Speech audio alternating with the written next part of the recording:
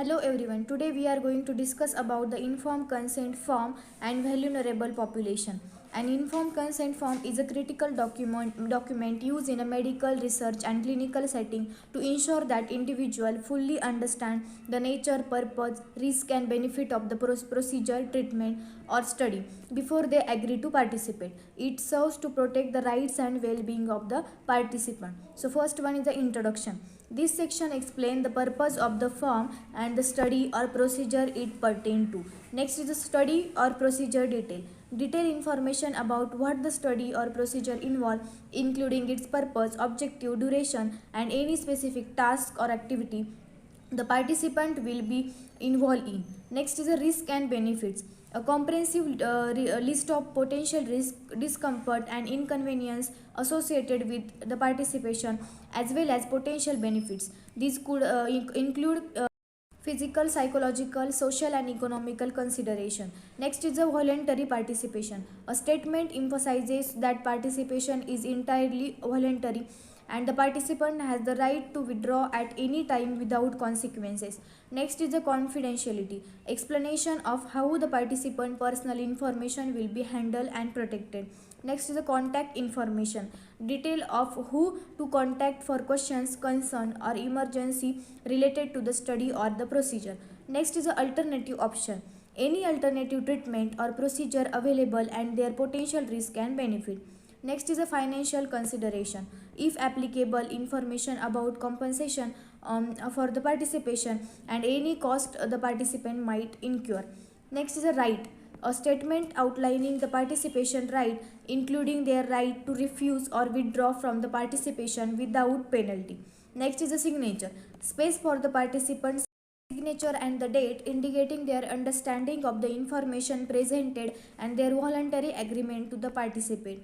It's important for informed consent forms to be written in a clear, understandable language to the intended audience. The document aims to promote ethical principles such as autonomy, respect, and beneficence. Participants should have ample time to review the form, ask questions, and make an informed decision before sign.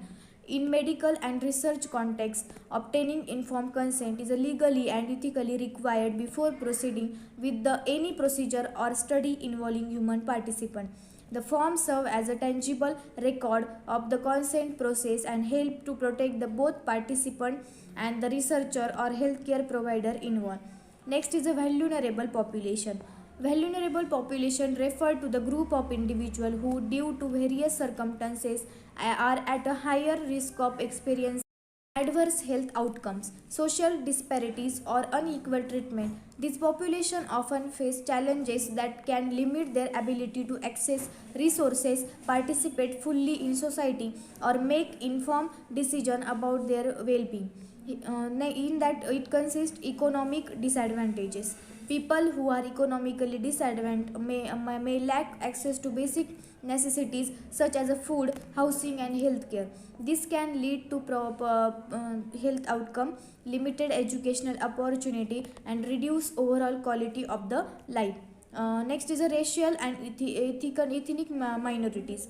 Certain racial and ethnic groups can face systematic discrimination and disparities in the healthcare, education, employment, and other areas. This can result in higher rates of chronic diseases, limited access to the quality care, and reduced life expectancy. Next is the elderly individual. Older adults may experience physical, cognitive, and social challenges that make them more susceptible to the health issue and isolation. They may also face financial hardships, especially if they are even on fixed income. Next is the children and youth. Children are vulnerable due to their development stage, dependence on the caregivers, and limited ability to advocate for themselves. They may face challenges related to the education, abuse, neglect, and access to the proper health care. Next is the people with disability. Individual with physical, intellectual, sensory, or mental health disability may encounter barriers that hinder their full participation in the society. This barrier can include inaccessible buildings, discrimination, and inadequate support services. Next is a homeless individual. Homeless can lead to lack of stable housing, limited access to healthcare and exposure to the harsh environmental condition. Homeless individuals often face challenges related to the mental health, substance abuse, and safety. Next is the emigrant and refugees. Emigrant and refugees may experience language barrier, cultural isolation, and limited access to healthcare and social services. They may also face discrimination and uncertain legal status. Next is the community. The individual can face discrimination, stigma, and lack of understanding, which can lead to mental health issue, substance abuse, and inadequate healthcare. Next is a pregnant woman. Pregnant women and new mothers may be vulnerable due to the psychological or physiological changes they may undergo, as well as potential lacks of access to prenatal care, proper nutrition, and support.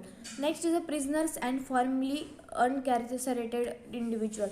People in a criminal justice system may face challenges reintegrating into society, assessing healthcare, finding employment, and avoiding recidivism. Effort to address the needs of vulnerable population often involve targeted intervention, policy changes, and community-based support program. It is important for the society to recognize and address the unique challenges faced by these groups to promote quality, equality, social justice, and improve overall well-being. That's all about the informed consent form and vulnerable population. Thank you.